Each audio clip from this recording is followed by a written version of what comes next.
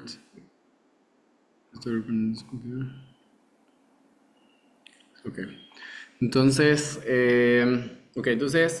aquí tenemos, vamos a empezar con un repaso y una introducción a lo que es los fundamentos de la Torá, que es, o sea, digamos, o sea, realmente para poder tener como que una comprensión completa de todo, hay que empezar siempre con las bases, ¿no? Incluso habíamos comentado que las bases del estudio de la Torá muchas veces empiezan, el contexto de la Torá es una mente rectificada, una mente que cree correctamente, o sea, que entiende correctamente que creer. ¿Qué significa esto? Significa que la persona entiende quién es Hashem, entiende cómo funciona el universo, entiende lo que es la profecía, entiende todas estas cosas y después de que entiende todo esto puede empezar a estudiar Torah y la Torah que estudia entonces tiene más, puede entender correctamente la Torah, puede entender mejor la Torah. Entonces, esto es lo que habíamos visto, bueno, este es lo que hemos visto en lo anterior, ¿no? Entonces, digamos como que parte del contexto del estudio de la Torá es los fundamentos de la Torá. Entonces, entre más condensada tienes la información, más fácil es poder recordarla. Entre menos información tienes, más fácil es recordarla. Entonces, podemos dividir los 13 principios, digamos, en tres más básicos, ¿no? Que los 13 principios, digamos, tenemos el principio de existir, o sea, entender que Hashem existe y que Él controla todo cuanto existe, que esto es como y Él no es parte de la creación. Entender esto, puedes derivar los primeros 5 principios del Maimónides, ¿no? Entender que Él es... que es una existencia, que existe la Nebuá y que la Torah es verdadera, entonces te puedes derivar los otros 4 principios que se derivan de esto, ¿no? Y entender que Él supervisa y dirige todo cuanto existe hacia un destino último, te ayuda a entender estos últimos 4 principios. Digamos como que estos 3 de arriba te ayudan a su vez a derivar los derivados de abajo, los 13 grandes. Y había de hecho un gran jajam, no me acuerdo quién era, que lo dividía solamente en 3 principios. No me acuerdo si el mismo Ramjal, el Traik o Rabbi Yosef Albo, no me acuerdo. Que se pueden dividir al final los 13 en 3 principios básicos, 3 principios generales. Entonces, esto es como que los básicos. Entonces, ahora los primeros 5 principios que se derivan de este principio, o sea, el creador existe y precede toda la creación, se deriva de ahí el concepto de Munah, de saber que existe Hashem. El concepto de Had, saber que Él es uno. El concepto de Loguf, que Él no es material ni corporal. El concepto de Nesach, que saber que Él es eterno. Y el concepto de Zulató, saber que no existe otro poder al cual hay que rendirle culto. Entonces, todo esto se deriva de entender correctamente quién es el creador. Cuando entiendes correctamente quién es el creador, casi de manera natural se deriva y se entienden los siguientes principios que son estos. No nos vamos a meter a profundidad en estamos en esta sección, que cuando entendemos que existe la profecía y que la expresión más grande de profecía que tenemos es la Torá, entonces también se van a derivar de ello estos 4 principios que tenemos, que es entender que la nebuá existe, porque de inicio podría ser que no, como pensaban los griegos, que Dios existe y es impresionante y Él es uno, etcétera, pero no se comunica con el hombre, ¿no? Nosotros decimos, no, sí existe la profecía y es un prerequisito para todas nuestras creencias, ¿no? Entender que existe la profecía es un prerequisito para todo lo demás que creemos actualmente. Después entender que Moshe es el profeta más grande de todos. ¿Por qué es importante saber esto? Porque es el prerequisito para la Torá. Digamos que la máxima expresión de la profecía es la Torá. No existe una profecía más grande como la Torá y tenemos 2 tipos de Torá, digamos la Torá Shebichtav y la Torá Shebe'al Peh, la Torá escrita y la Torá oral. Bueno, esta revelación es la revelación máxima de Hashem y esta revelación es la que nos da al final una guía para nuestras vidas. La que nos da las 613 mitzvot se derivan principalmente gracias a la Torah, tanto la Torah escrita como la Torah oral. Entonces tenemos, y entender esto también, entender que el nivel de profecía de Maimónides, cuando entendemos esto, también nos puede llevar automáticamente al principio número 9, ¿no? Al 8 y al 9, a entender que la Torah es del cielo, porque si entiendes la profecía de Moshe, entonces vas a entender cómo es que fue transmitida la Torah. Porque la profecía de Moshe, ¿en qué se diferenciaba a la profecía de los demás profetas? La profecía de Moshe era una profecía que era clara. Así como estamos hablando nosotros aquí, así hablaba Hashem con Moshe. No como los demás profetas, que era a través de sueños, a través de visiones, a través de un ángel intermediario, a través de que no podían profetizar cuando ellos querían, sino solamente cuando Hashem les otorgaba el don de la profecía. Entonces, esas eran diferencias entre la profecía de Moshe y la profecía de los demás profetas, como lo vimos en la parasha que pasó con las hijas de Slofhat, donde ellas fueron y le dijeron a Moshe, oye, ¿qué hacemos? Nos va a perder el nombre de nuestro papá. Entonces, ¿qué dijo Moshe? Déjame ver qué dice Hashem. Dice, ¿cuántos pueden hacer esto? Muy pocos, nadie puede hacer esto. ¿Por qué? Porque básicamente fue decir, como que ahorita le pregunto y ahorita me va a decir. No te preocupes, ahorita quieres saber la respuesta, ahorita voy. Ningún profeta podía decir eso. Un profeta podía prepararse años para recibir profecía y nunca recibir profecía. ¿Por qué? Porque al final la profecía dependía de lo que Hashem quería. Entonces, después tenemos el concepto de que la Torah viene del cielo, que es entender, bueno, si Hashem es un profeta que pudo recibir su profecía despierto, sin visiones, sin alegorías, directamente la profecía, entonces de ahí podemos entender que es una profecía directa y clara. Ahora, por otro lado, podemos entender que la Torah también es eterna. ¿Por qué? Porque nos dice la Torah misma, nunca hubo ni habrá un profeta como Moshe. Si tú quieres venir a contradecir la Torá, tendrías que llegar a un nivel de profecía mayor al de Moshe, que fue el que recibió la Torá. Y la Torá misma me dice que nunca va a existir un profeta más grande que Moshe. Entonces, o sea, está difícil la situación, porque no puedes llegar a un nivel más grande del que entregó la Torá, y entonces, por lo tanto, la Torá no puede venir alguien y decir, ¿sabes qué? Ya no aplica, ya no lo vamos a hacer así, y ahora vamos a hacerlo de esta manera, ¿no? No existe, porque irías en contra de la razón misma por la que creemos en la profecía, que es la Torá. La Torá es la expresión más grande de profecía y creímos en Moshe no por los milagros, no por ningún evento externo, sino creímos en la profecía de Moshe. ¿Por qué? Porque el pueblo de Israel fue testigo todos de esa profecía. Muy bien, entonces estamos ahorita metidos específicamente en el concepto de la Torah Shebe'al Peh, de la Torah Min HaShamayim, que la Torah Min HaShamayim tiene dos partes. Tiene la Torah Shebichtav, la Torah escrita, que es principalmente el Humash, los 5 Humashim de la Torah, Bereshit, Génesis, Shemot, Éxodo, Baikra, Levítico, Bamidbar, Números y Devarim, Deuteronomio. Esos 5 Humashim, los 5 Humashim de la Torah son la revelación máxima, la expresión máxima de la revelación de Hashem. Y son esta misma Torah que letra por letra fue transmitida de Hashem a Moshe y hay muchas maneras en las cuales podemos comprobar su realidad.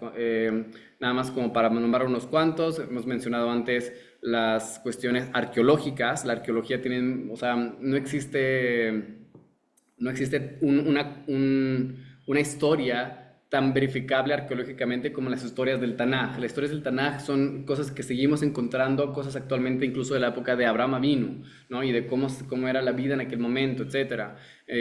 Y por otro lado tenemos el tema de los códigos que están en la Torá, que es un tema muy interesante que después podemos ver por una clase por sí misma, cómo es que la Torá, a través de códigos de las letras que se van separando entre otras letras y van diciendo palabras de cosas que han ocurrido, ¿no? Y que incluso hubo un artículo científico en una de las revistas científicas más prestigiosas, que es Science, que publicó la dificultad de la casualidad que hay en esto, lo cual es impresionante. Es solamente una mente brillante, impresionante, que sabía todas las cosas que iban a ocurrir, podía llegar a escribir este texto con estas cosas adentro, ¿no? Para poner ejemplos. Pero no es nuestro tema. El tema que nos vamos a enfocar es el tema de la Torah Shebe'al Peh. La Torah Shebichtav, la Torah escrita, también fue entregada por Hashem, pero también la Torah Shebe'al Peh. Pero vamos a definir primero, para poder entender esto, vamos a definir primero qué es la Torah Shebe'al Peh. Y para ello me voy a pasar aquí a esta sección de aquí, que está un poco difícil para todos de leer, porque está muy chiquita la letra. Un momento. Es que también la tele no ayuda, porque la tele está... No, va a estar difícil esto. Un momento. Es que en teoría ahí es donde está bien el renglón, pero supongo que para los que está difícil llegar a leer eso, ¿no? Ok, está bien, entonces... Y luego yo tampoco lo veo, entonces... Ok, vamos a... Voy a hacer la tele para acá. Ok, por lo menos los voy a leer para que lo puedan ver y los que y en línea se ve más fácil, ¿no? Entonces, primero vamos a empezar definiendo qué es la Torah Shebe'al Peh, porque muchas veces ni siquiera la gente no entiende qué es la Torah Shebe'al Peh. Entonces voy a estar leyendo y les voy diciendo. Entonces dice, la Torah, digamos, tenemos dos secciones a la Torah Shebe'al Peh. Uno es la información que fue transmitida de generación en generación a Moshe. Y vamos a empezar citando lo que dice el Rambam en su... en la introducción al Mishneh Torah. Como dijimos, el Mishneh Torah es una de las obras más importantes que existe de Halajá. El Rambam fue uno de los genios más grandes que hubo de Halajá y él nos empieza explicando en su introducción al Mishneh Torah, nos dice así: todas las mitzvot, todos los mandamientos, todos los preceptos que le fueron entregados a Moshe en el Sinai fueron dados con su explicación, como está escrito en Shemot. Dice, Hashem dijo a Moshe, sube a mí al monte y permanece ahí. Yo te entregaré las tablas de piedra, la instrucción, que en hebreo es Torah, y el mandamiento, lo que he escrito para enseñarles. Entonces aquí la Torah me menciona, Maimónides me menciona tres cosas que menciona la Torah. En otras palabras, Hashem le entregó tres cosas a Moshe. Le entregó, dice, Lujot HaEved, las tablas de piedra, que todos entendemos claramente qué es eso. Le entregó la Torah, que lo traducimos aquí como instrucción, y le entregó el mandamiento. Entonces vamos a definir qué significan estas tres cosas que fueron entregadas. Y nos dice, la Torah, ¿a qué se refiere, dice Maimónides, a la Torah Shevichtav, a la Torah escrita. Hashem recibió la Torah escrita, los 5 Humashim. Lo siguiente que recibió es el mandamiento. ¿A qué se refiere el mandamiento? Dice Maimónides, se refiere a la explicación. Y dice, fuimos ordenados a cumplir con la Torah de acuerdo al mandamiento. En otras palabras, ese mandamiento, esa explicación a la Torah es la explicación de cómo cumplir los mandamientos de la Torah. Y este mandamiento es lo que se llama Torah Shebe'al Peh, la Torah oral. Esto no fue escrito, sino que se transmitió a los ancianos, a Yehoshua, a todo el pueblo de Israel. Y entonces Maimónides continúa dando las 40 generaciones que hubo desde Moshe Rabbeinu hasta la época de la conclusión del Talmud, de la Gemara de Rab Ashe.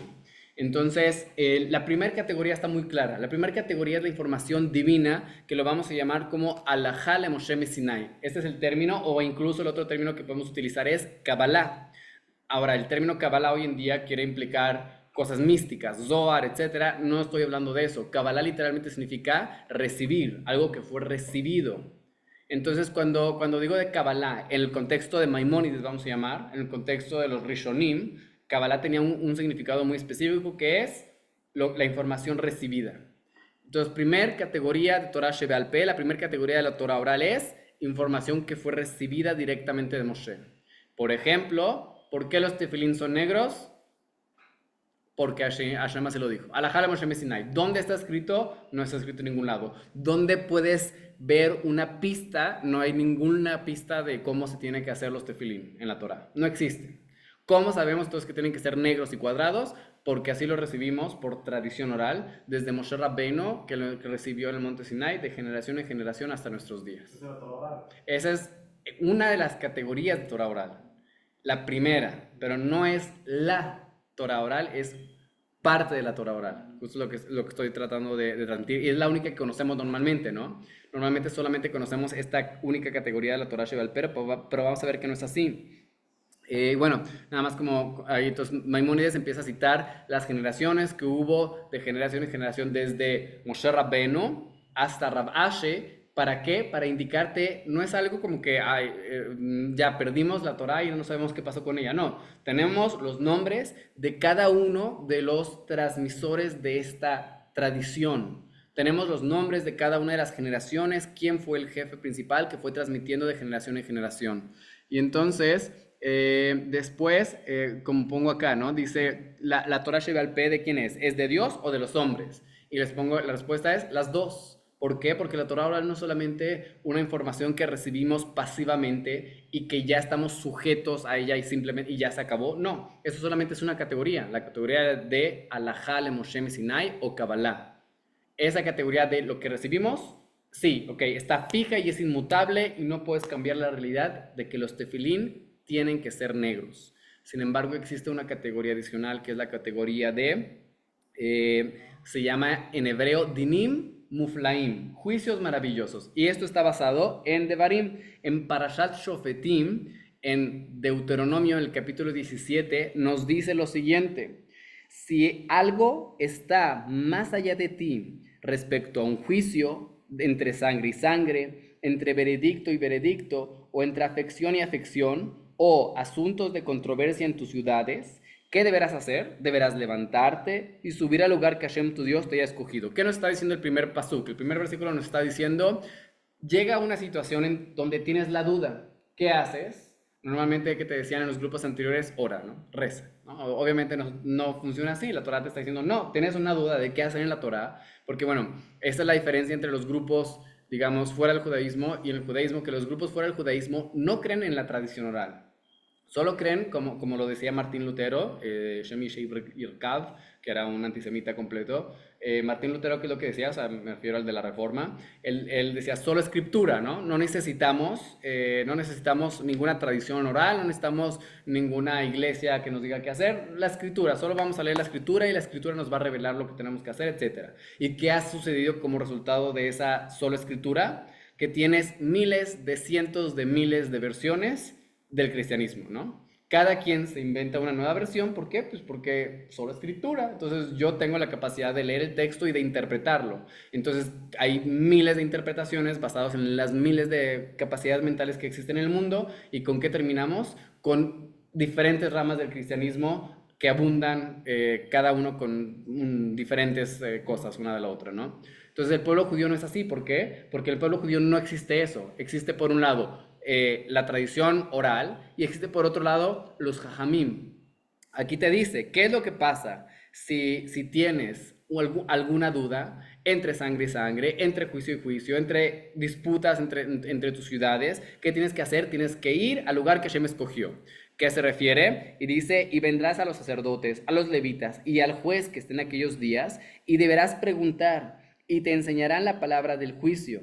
En otras palabras, tienes que ir con los expertos en la Torah. ¿Tienes una duda de tu computadora? ¿Con quién vas? Con el experto en sistemas. ¿Tienes un problema en tu cañería? ¿Con quién vas? Con un plomero.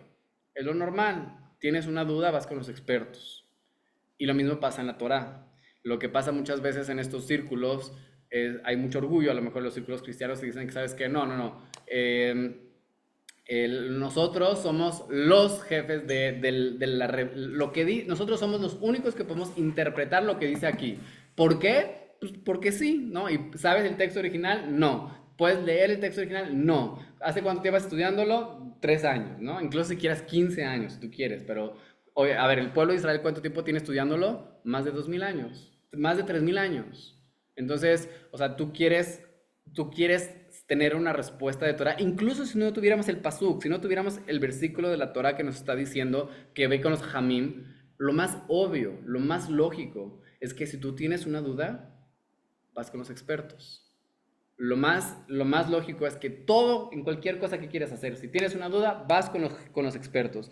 Y es lo que dice la Torah que hay que hacer. Deberás hacer conforme a la palabra que ellos te declaren, desde el lugar que Hashem te haya escogido, y serás cuidadoso de hacer conforme todo lo que te instruyan, conforme a la instrucción que ellos te instruyen y conforme al juicio que te declaren. No te apartarás de lo que ellos te digan, ni a derecha ni a izquierda. Entonces, es una mitzvah de la Torah. Ahora hay que ver los detalles, porque no todo es una mitzvah de la Torah realmente.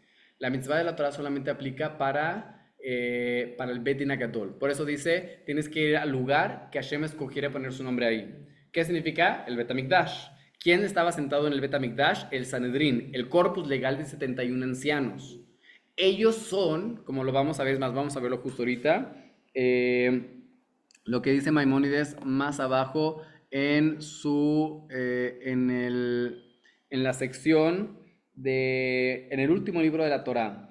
Ah, bueno, no, aquí no está.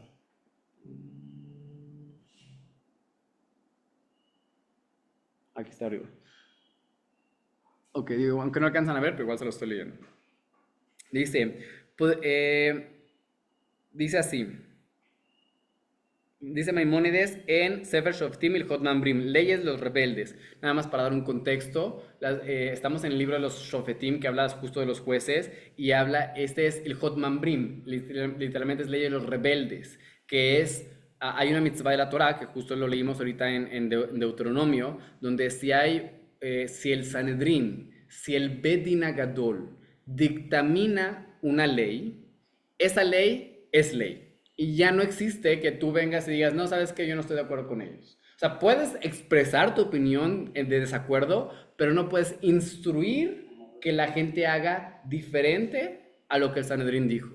Si el Bet Din Gadol, sean conscientes de esto, ¿quién es el Bet Din Gadol? El cuerpo legal de 71 ancianos, 71 sabios judíos que estaban sentados en el Bet HaMikdash y que ellos eran la autoridad máxima del pueblo de Israel, que esto fue instituido en Parshat Yitro, ¿se acuerdan? Que Moshe se sentó en Parshat Yitro a juzgar al pueblo y Yitro le dijo, estás haciendo mal, así te vas a cansar. Escoge hombres inteligentes, sabios, que amen la verdad, que odien el dinero, etcétera, y que ellos sean jueces y las cosas que te la pasan a ti. Y también hubo otra, más bien ahí fue el sistema de jueces, pero hubo otra ocasión más clara que fue cuando Maimónides mismo dijo, ¿sabes qué? Hashem, este pueblo no lo aguanto. Ya, se está quejando todo el tiempo, no lo aguanto. Por favor, escoge ancianos y que ellos se hagan cargo. Y Hashem le dijo, ok, escoge 70 ancianos de los mejores que hayan y ellos va a reposar también, parte de tu profecía va a posar sobre ellos. Y es cuando el dat, humedad, etcétera, ¿no? Ahí está el caso de la Torah. Y ahí es donde se fundamentó el Sanedrín, el Bet Din Gadol, que es el corpus legal de 70 ancianos, 71 con Moshe Rabbeinu, porque ahí se eligieron 70 ancianos, más Moshe 71. Tiene que haber siempre un número impar, ¿para qué? Para que siempre haya mayoría, porque la democracia no existe en el judaísmo. No existe democracia en el judaísmo, sino solo en el contexto del Sanedrín. No existe que el pueblo, o sea, originalmente en el judaísmo no existe que el pueblo elija a su rey, no existe eso.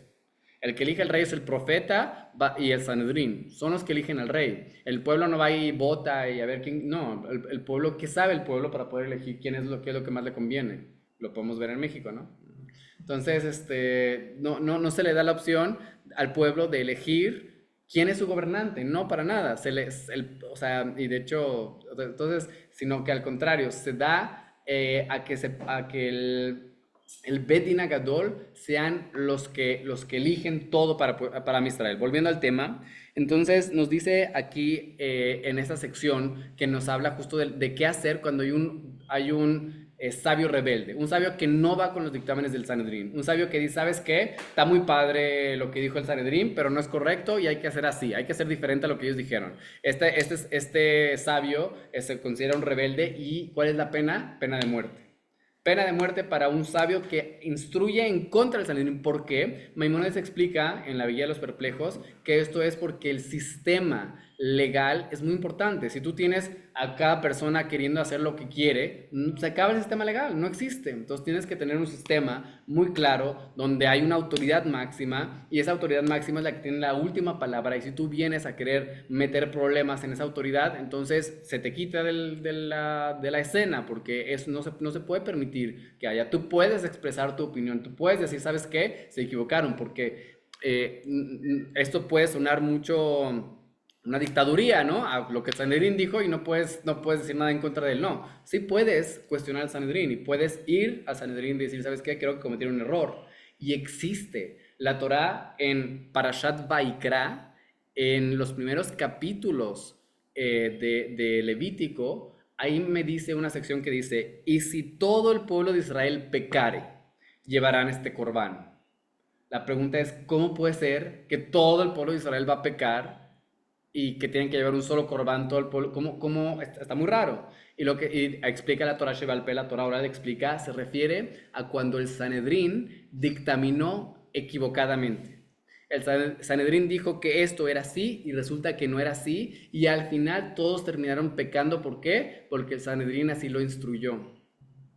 Entonces, el Sanedrín se puede equivocar. Existe un Masejet de la Gemara, de la Mishnah, que me habla de esto, que es Masejet Horayot, que me habla de qué pasa si se equivoca el Sanedrín. Entonces, no existe la infabilidad en el judaísmo, no existe como que no, pero este rabino nunca se equivoca, no existe. Todos los rabinos, Moshe Rabbeinu se equivocó, Aharon HaKohen se equivocó, todos se equivocan. No existe la infabilidad. Puede existir, puede ser un gran jajam y tú puedes decir, ¿sabes qué? Yo no estoy de acuerdo con esa decisión que tomó ese enorme gran jajam, rabino principal de Israel. Para poner un ejemplo actual, yo no estoy de acuerdo con la postura que tiene Rabbi Tzak Yosef, basado en lo que, en lo que escuché mi Rab, de que es bueno hacer cambios de rehenes y hacer un trato de paz con los terroristas en Gaza para que nos den de nuestros rehenes. Eso no estoy de acuerdo. Él dice que es pikuach nefesh, pero no, en la guerra siempre es pikuach nefesh. Y lo mismo fue lo que dijo Alaba Shalom, a Gaon Rabbi Ovadia Yosef, que dijo que está permitido entregar Gaza por pikuach nefesh. En otras palabras, cuando se hizo la entrega de Gaza, cuando se hizo los acuerdos de Oslo, que fueron una de las peores tragedias que ocurrió en nuestra tierra, Rabbi Ovadia Yosef y otros rabanim estuvieron de acuerdo, ¿no? Y hoy en día vemos que fue un error completo y que llevó a la muerte de mucha gente. Lo que pensamos que era pikuach nefesh, salvar vidas, al final terminó llevándose a muchas vidas. O el ejemplo también de el dejar libre a Gilad Shalit. Se dejó libre a Gilad Shalit a cambio de no sé cuántos rehenes, no rehenes, perdón, a través de prisioneros terroristas en las cárceles israelíes. Se liberaron no sé cuántos cientos de prisioneros de terroristas palestinos de las cárceles israelíes por un soldado. Y al final, ¿quiénes fueron esos rehenes que fueron liberados? Uno de ellos, por ejemplo, es Sinwar, Hashem Rashem Irkav, el cual él fue uno de los involucrados en el 7 de octubre. O sea, entonces tú dices, Pikuach Nefesh. O sea, Pikuach Nefesh era no liberarlo. O sea, no hay que liberarlo por Pikuach Nefesh, porque vean lo que pasó. Después, ahora tenemos más de 2000 personas que fallecieron gracias a este liberado por un soldado. ¿Y cuántos soldados no han fallecido ya en esta guerra, no? Pero bueno, volviendo al punto principal, entonces, por más grande que sea el rabino, por más sabio que sea, se puede equivocar. El Sanedrín, que es el cuerpo legal más grande, existe la posibilidad de que se equivoque también. No sé si existe casos donde realmente se equivocaron. Supongo que es muy difícil también. Tiene 71 de las mejores mentes del mundo y está difícil que se equivoquen, pero la Torah dice, puede pasar, ¿no? Korah se equivocó, los 10 espías que se equivocaron, que eran todos grandes jamim, ¿no? Para poner ejemplos, otros ejemplos. Entonces, volviendo al punto, estamos dice Maimónides, en Hot Mambrim, en esta ley que habla con respecto al anciano rebelde, dice así, el Bidin Agadol, o sea, el Sanedrín, en Jerusalén, ellos son la esencia de la Torah Shebe'al Peh. Esto es una frase muy importante. Bet Din Agadol Jerusalén, Hemikar Torah Shebe'al Peh. El Bet Din Agadol en Jerusalén, en los 71 ancianos, ellos son la Torah oral. ¿Qué significa que el Bedín sea la Torah oral? Significa, vamos a seguir leyendo, ellos son el pilar de la instrucción y de ellos salen los estatutos y los juicios a todo el pueblo de Israel. Acerca de ellos la Torah declara, conforme a la instrucción que ellos te digan deberás hacer. Este es un mandamiento positivo. Y más abajo sigue diciendo Maimónides, todo aquel que cree en Moshe y en su Torah está obligado a realizar todos sus actos religiosos dependiendo en lo que esta corte diga y apoyarse en ellos. Y sigue diciendo, toda persona que no lleva a cabo sus directivas transgrede un mandamiento positivo. Como está escrito, no apartarás las palabras de ellos ni derecha ni izquierda. Ahora, aclarando un poco antes de continuar, que es muy importante el siguiente punto, aclarando esto, vemos de aquí que ¿qué significa que el Bedin Agadol, qué significa que el Sanedrín sea en la Torah Shebe'al Peh? Significa que poniendo de lado la primera categoría que dijimos de la Torah oral. ¿Qué era la primera categoría? Información recibida, Kabbalah, Alajá le Moshe Sinai. Esa era la primera categoría. Poniendo de lado esto, todo aquello que no fue recibido y que no sabemos cómo realizar, cómo llevar a cabo, todo lo demás, ¿cómo lo tenemos que hacer? Lo que diga el Sanedrín. Por ejemplo, ¿a partir de cuándo puedo decir el Kriyat Shema? Me matai korin Shema be'arabin. ¿A partir de cuándo puedo decir el Kriyat Shema de la noche? Lo dice en la Torah escrita, no se entiende directamente, ¿no? De hecho, hay mahloket entre Bet Shammai y Bet Hillel, que dice Bet Shammai, que dice en la tercera Mishnah en Masajet Berajot, que es lo que dice la tercera Mishnah, Bet Shammai Omrim, Ba'erev, Kol Adam Yatu, Vayikreu. La persona que se recueste y que recite el Shema. Ubaboker y Amdu, y que en la mañana se levante. ¿Por qué? Porque la Torah dice, Ubshoch Beja Kumeja. ¿Cómo lo traduciría Bet Shammai esto? No lo traduciría cuando te acuestes, cuando te levantes. Bet Shammai lo traduciría acostado y levantado. Entonces, la traducción va a depender de la interpretación, ¿no? Entonces, Upshoch Bejaub Kumeja, depende de quién le preguntes. Bet Shammai te diría, ¿cómo se traduce? Bet Shammai te diría, se traduce acostado y levantado. La postura, depende de Bet Shammai. ¿Y qué es lo que dice Bet Hillel Ambrim? Kol Adam Koreke Darko, que la persona lo diga en la posición que quiera. ¿Y de dónde le aprende la postura Bet Hillel? Él dice, Shenemar, Ublechteja Baderech, muy bien. Como cuando andes en el camino, en otras palabras, el caminar que tú quieras. Entonces, ¿y qué dice entonces la Mishnah? Entonces pregunta, entonces, Imken, Lama Amru, Ubshoch Bejaub Komeja, ¿cómo entiendes tú Bet Hillel?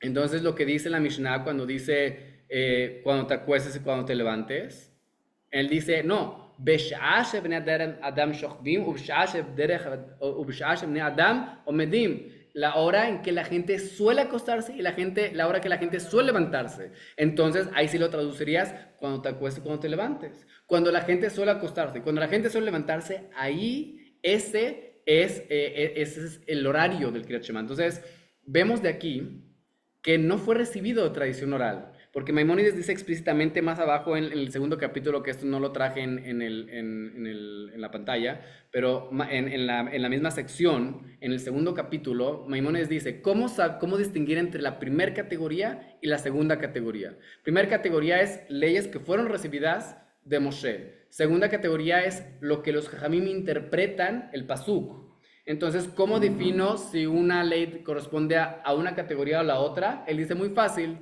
Hay mahaloket, existe discusión en la ley, entonces sabemos que es la primera categoría. Si hay mahloket, sabemos que es la segunda categoría. Si no hay mahloket, primera categoría. Si no hay discusión, si no hay, la halajá, negros tefilín. Todo el mundo está de acuerdo que los tefilín son negros. No hay discusión sobre que tienen que ser cuadrados y negros los tefilín. La primera categoría, halajá la Moshe Sinai. Oye, ¿cuándo decimos el Shema? Bet Shammai y Bet Hillel, hay discusión. Entonces, ¿qué es? Segunda categoría. ¿Cómo interpretaron los sabios el pasuk? ¿Cómo interpretaron los sabios el versículo? Eso es Torah Sheba'al Peh. Y no cualquier sabio, no es como que vas y le preguntas al rabino de la esquina y No, el rabino de la esquina está basado en la tradición que tenemos en la Gemara, que la Gemara es la expresión máxima, la última oportunidad que tuvimos de Sanedrín, la última probadita que tuvimos del gran Sanedrín. La Gemara es un Sanedrín portátil, digámoslo así. La Gemara es todos los Jamim juntos en esa época, el estudio impresionante, fuertísimo, la gente iba en masa a los Batei Kinesiot a aprender la Torah Sheba'al Peh, a estudiar constantemente. Entonces se llenaban de la información y podían llegar a un entendimiento claro de cuál era la halajá. Sí. ¿Y por qué no toda la Torah fue entregada en la primera categoría? Muy buena pregunta. ¿Por qué no toda la Torah fue entregada en la primera categoría? Porque necesitamos que sea una Torah viva. ¿Qué significa eso? Significa que los tiempos cambian, las situaciones cambian. La gente ya no se levanta necesariamente a la cuarta hora, como antes los príncipes eran la cuarta hora, ¿no? Entonces entonces tienen que llegar un sanedrino y decirte, ¿no sabes qué? Puedes decir el Kriyat Shema hasta Hatzot, hasta mediodía. ¿Por qué? Porque la gente hoy en día se levanta tardísimo, ¿no? Entonces cuando llegue un sanedrín seguramente te va a decir, no, puedes decir el Shema de la mañana hasta Hatzot o hasta las 2 de la tarde o todo el día tal vez, porque hay gente que duerme en el día y no sé, ¿me entiendes? Entonces tiene que haber esa... Tiene que ser adaptado, Claro, tiempo, tiene ¿no? que tiene que poder fluir. No, debe ser recibida, ¿no? También recibirla bien. O sea, también, pero tiene que poder fluir en el tiempo, porque antes no existía preguntas como fertilización in vitro, electricidad, preguntas que no existían antes. No te puedo incluir todo en algo fijo. La Torah Shebektav es así fijo y no se cambia y no puede ni una letra cambiarse, porque son los principios solamente de los cuales vas a poder derivar todo lo demás. Pero necesitamos una Torah oral, un sistema y justo es un sistema perfecto, porque es un sistema donde tienes... Ahí les contenta el Beit Din, ¿no? Exactamente. El Beit Din entra y agarra estas letras, estos versículos, estas palabras, porque cabe la pregunta muy interesante, donde cómo esto, que son letras limitadas, siempre se me olvida la cantidad de letras que tiene la Torá, pero es una cantidad limitada de letras, de palabras. ¿Cómo en una cantidad limitada de palabras puedes tener una cantidad ilimitada de conocimiento? Entonces va a depender en la manera en las palabras, en cómo interpretas, en cómo juegas con el texto. Y eso es responsabilidad no de cualquier persona que hoy viene y sabes qué, el texto quiere decir esto, como pasa, vemos en el cristianismo. ¿Y qué es lo que pasa? Pues tienes miles de versiones y cada quien hace lo que quiere, y una nueva iglesia acá y otra nueva iglesia acá, y hay diferentes... No, el judaísmo no funciona así, no es Wikipedia, como decía un rap de Jews for Judaism, judíos para el judaísmo, que es un contra misioneros. El judaísmo no es Wikipedia. En Wikipedia tú puedes llegar y tú puedes editar cualquier artículo de Wikipedia. Llegas y tú puedes poner fuentes, las fuentes pueden o no estar bien, y puede ser que se quede por un tiempo tu edición en Wikipedia. En Wikipedia sí funciona. Es justamente conocimiento colectivo. El judaísmo no es así. El judaísmo tiene un corpus legal a través de que no cualquiera puede venir y llegar y decir, ¿sabes qué voy a hacer? No, y justo tenemos penas muy fuertes para el que empiece a salirse de ese círculo, ¿no? Por ejemplo, el movimiento reformista o conservador se salieron de ahí. Dijeron, ¿sabes qué? Ya nos vale y nosotros interpretamos y hacemos lo que queremos. Perdón, pero ya, o sea, te estás saliendo del sistema, cómo funciona el judaísmo. Entonces estás inventando algo nuevo y no funciona así, y se acaba y se muere el judaísmo cuando no es así, como lo vemos, como lo comentó el Rab en Shabbat, ¿no? Pero bueno, volviendo al punto, necesitábamos que la Torah fuera fluida, que pudiera cambiar y adaptarse a la generación. Que se fuera adaptable. Entonces, y se me fue el punto que estaba diciendo antes. Ok, entonces tenemos, por ejemplo, vemos el caso perfecto de la Torah Shebaal Peh en acción en la Mishnah, ¿no? En la Mishnah, cuando empiezas a jugar con el texto, decir, no, es que Bet Shammai entiende que aquí se aprende la posición, no, pero Bet Hillel no, la posición lo aprende de este otro versículo, y aprende de aquí aprende lo que es el tiempo, ¿no? Y no es el tiempo individual de cada quien. Me acuerdo que yo hace mucho estaba vendiendo Sidurim cuando tenía yo, no sé, 18 años, 17 años, vendía Sidurim en una comunidad mesiánica, y entonces les estaba explicando cómo funciona el Sidur, y entonces el Shema está acá, después de Baruch Shema, entonces me preguntó el Señor en ese momento, dice, ¿pero qué? No, la Torah dice... Cuando te levantes, y ahí no estás diciendo cuando te levantes, estás haciéndolo mucho después. En ese momento yo dije, no supe qué contestarlo, yo apenas estaba empezando a estudiar. Me acuerdo que poquito después leí la primer Mishnah en Masejet Berajot, o supongo que llegué a la tercer Mishnah en Masejet Berajot,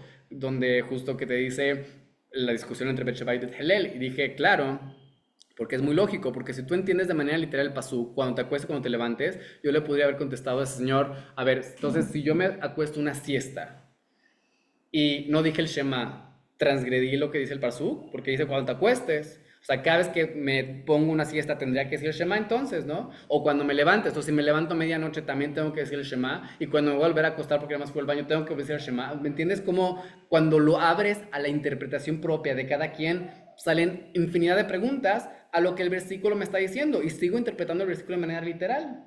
Pero, como el caraísmo, exactamente. Entonces, aquí tienes dos opciones. En la Torah Shebaal Peh tienes dos opciones. O sigues la tradición oral que llevamos interpretando la Torah desde miles de años, o haces tu propia Torah oral, como ocurre en el cristianismo, en el caraísmo, en los movimientos mesiánicos, etcétera, etcétera. Entonces, obviamente, si me preguntas a mí, yo llevo mi computadora con un técnico lo más profesional, y entre más delicado el asunto, más importante, ¿no? No voy a llevar una cirugía a cualquier persona, ¿no? Voy a buscar el mejor doctor que lo pueda hacer. Y lo mismo pasa en el mundo espiritual. No vas a querer ir con cualquier persona que te diga qué hacer espiritualmente. No, vas a ir con los expertos en la Torah, y eso es algo obvio, y que también la Torah misma nos apunta a eso en el Parashat Shofetim, en lo que leímos antes. Y ya para concluir, entonces vamos a decir, hay tres categorías que aquí trae Maimónides, y lo vamos a explicar un poco más, que es, estamos obligados a escuchar sus palabras de los Jamim en tres categorías, que es aprendidas de la tradición oral. Primera categoría, lo recibido por tradición oral, de Alajá le Moshe Sinai o Kabbalah, ¿no? Lo que fue transmitido de generación en generación desde Moshe. Segunda categoría, derivadas en base al conocimiento a través de algunos de los atributos o reglas de exégesis bíblica y lo que les pareció a los sabios que era la correcta interpretación del asunto. En otras palabras, Dinim Uflaim, los juicios maravillosos, la capacidad de los sabios de agarrar el texto e interpretarlo a las necesidades de la generación, del pueblo. Y tercera categoría, los minhagot, geserot, takanot y minhagot. Dice el Rama minhagot, no minhagim, pero, o sea, como, supongo que cualquiera de los está correcta. Las prohibiciones, decretos y costumbres instituidas por los sabios. Aquí no nos referimos a, no, es que es un minhag, no sé, poner un arak antes de no me acuerdo qué fiesta, y no estoy hablando no, minhagim correctos, establecidos por los sabios, como no trabajar en la víspera de Pesach. O sea, minhagim me refiero a los minhagim antiguos, establecidos por los sabios, no que empezaron a hacerlo los judíos no sé, en Argentina y entonces ya es el minhag de Israel. No estoy refiriéndome a eso.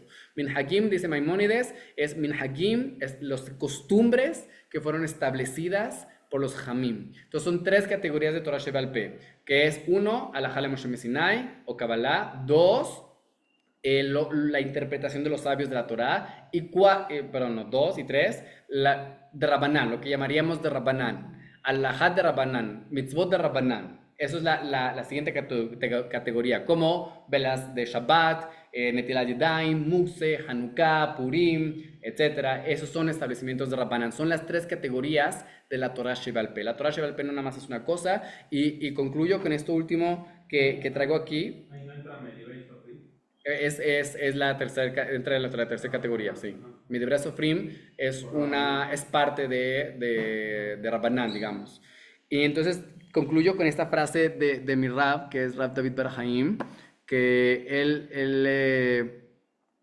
se me hace muy bonito esta frase que dice: la Torah oral es el resultado del encuentro entre la Torah escrita y los sabios del pueblo judío, cuando ellos son capaces de saber qué hacer con esta Torah, cómo implementarla en una cultura viviente, una manera de vivir que nos lleva a tener una relación con el Creador y poder pasar esa relación de generación en generación.